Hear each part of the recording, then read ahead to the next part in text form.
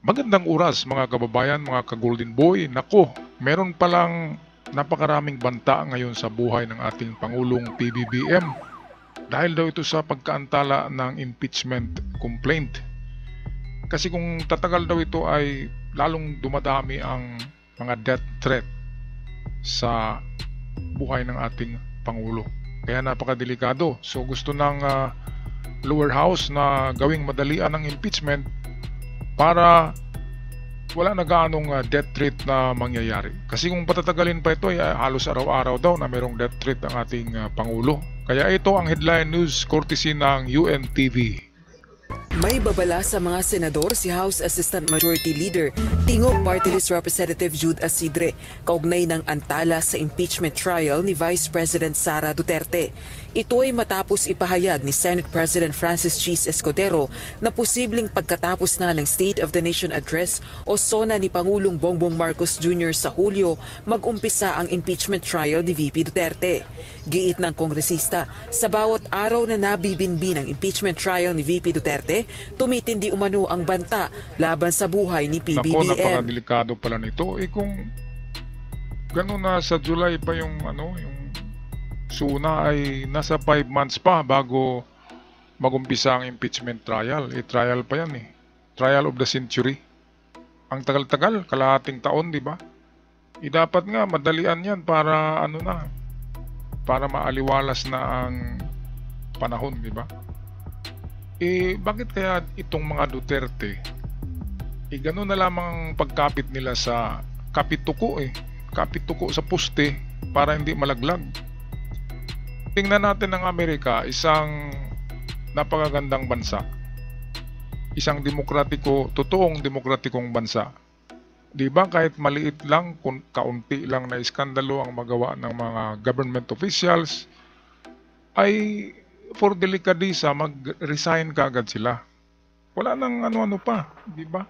Kapag nagkasala sila, ayaw nila ng iskandalo, ayaw nila na marumihan ang kanilang pangalan, kaagad ay mag-resign sila.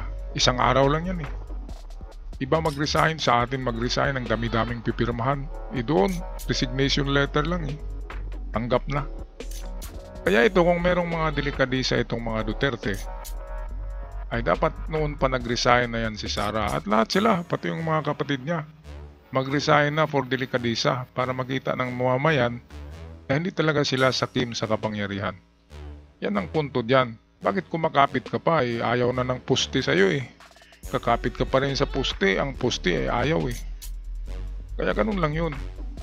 Kapag medyo hindi na maganda, if it doesn't fit, yung ganyan na kasabihan, kung hindi mag-fit sa'yo, you must quit. If it doesn't fit, you must quit. Ganyan lang yan ang motto sa Amerika ng mga tao, ng mga opisyal sa gobyerno. Dapat may delikadisa. Yan lang ang importante. Delikadisa. Wala yata yan na salita sa mga Duterte.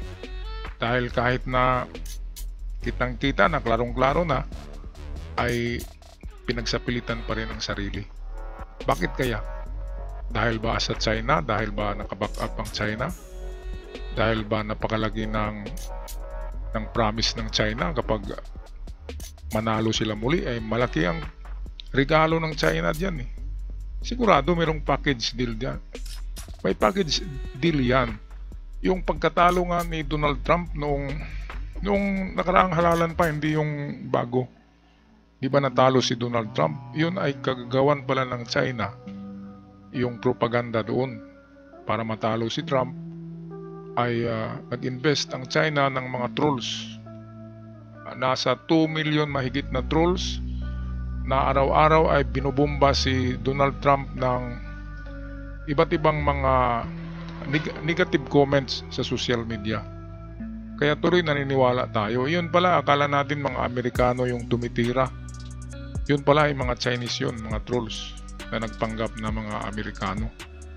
Kaya sinisiraan talaga nila si Donald Trump, kaya natalo.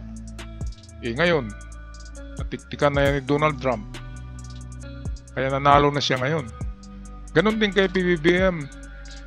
Yung mga trolls ng DDS, tinatawag, Yan ay Chinese troll na sumisira araw-araw kay PBBM, siniswelduhan ng China.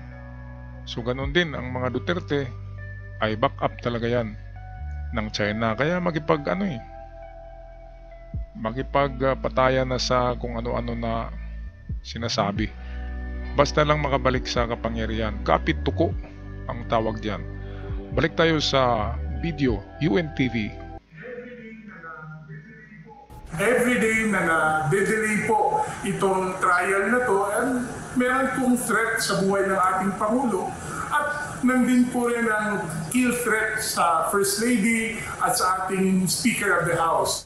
Dagdag pa nito, hindi ito usaping politikal o legal, kundi isang national security concern umano. Samantala, welcome development naman sa isang House prosecutor ang rekomendasyon ng National Bureau of Investigation o NBI na sampahan ng reklamong sedition at grave threat si VP Duterte.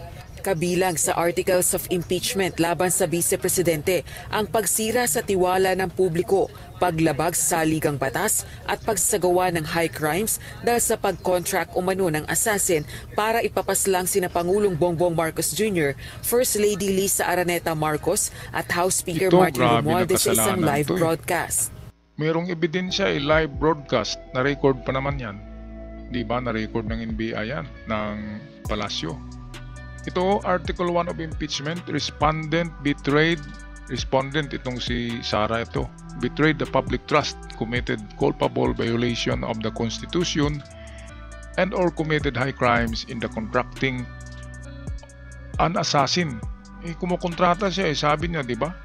And plotting to murder, ito, ang daming binanggit niya dito murder or assassinate buong pamilya to the incumbent president, First Lady, the Speaker of the House, as publicly admitted by her in live broadcast. Ayan, klarong-klaro, kaya hindi makatakbo dyan si Sara.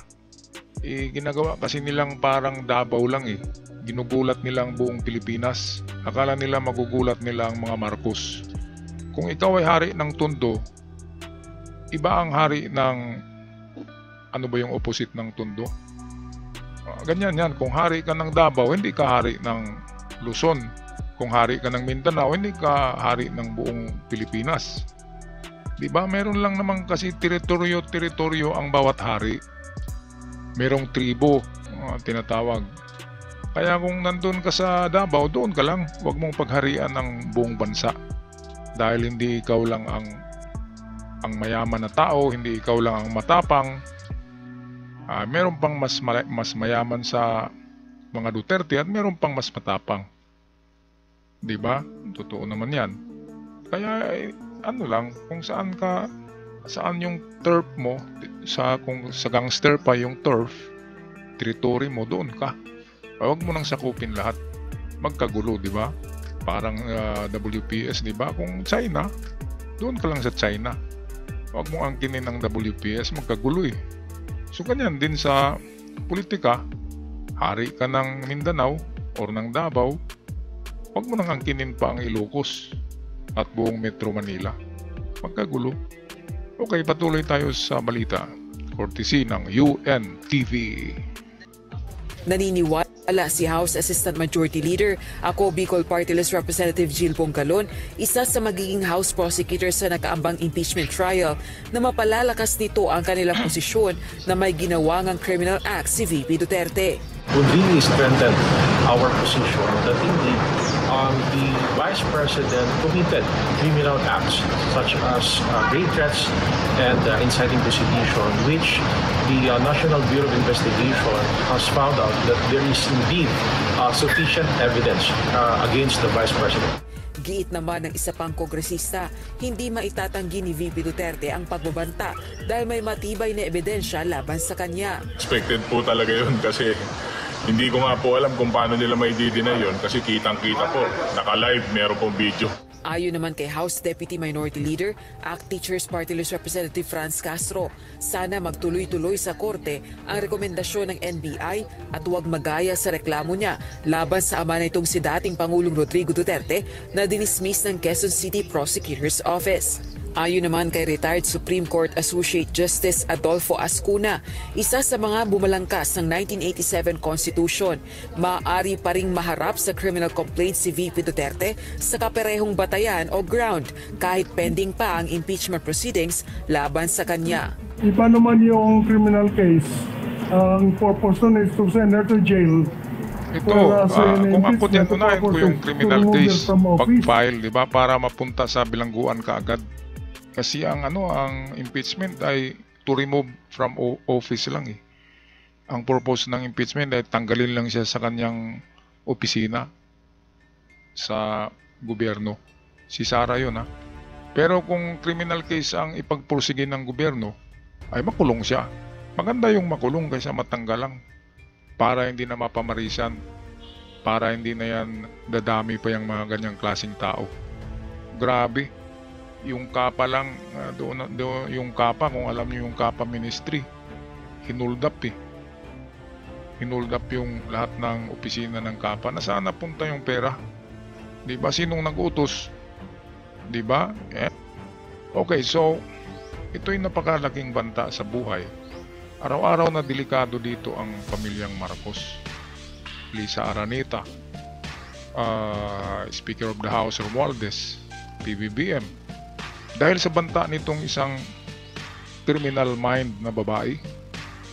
Grabe, babae pa naman no, pero gayang-gaya talaga sa kanyang ama. Kung opo to sila muli, sigurado babalik ang Tukhang Part 2. Gusto nyo ba yan mga DDS? Natutukhangin kayo ang inyong mga kaibigan, ang inyong mga kapatid, inyong mga anak, tutukhangin. Okay lang kung mukha kayong mga anghel. Kung mukha kayong marami kayong tattoo, di ba? Pwedeng barilin ka agad kayo. Kaya wag nyo nang iboto yan dahil babalik muli ang tukhang, yung war on drugs. War on drugs mentality. Alright, so dito lang ako magtapos. Bato-bato sa langit, tamaan, wag magalit. Ang pikon ay laging talo. Huwag kalimutan mag-subscribe mga kababayan sa mga bago pa lamang sa ating channel para palagi kayong updated. Malaking tulong ang pag-click sa subscribers button, like and share. Malaking tulong sa akin at malaking tulong na rin sa ating mga mamamayang Pilipino na gustong makarinig ng totoong mga balita. Hanggang sa muli, paalam at ingat ang lahat.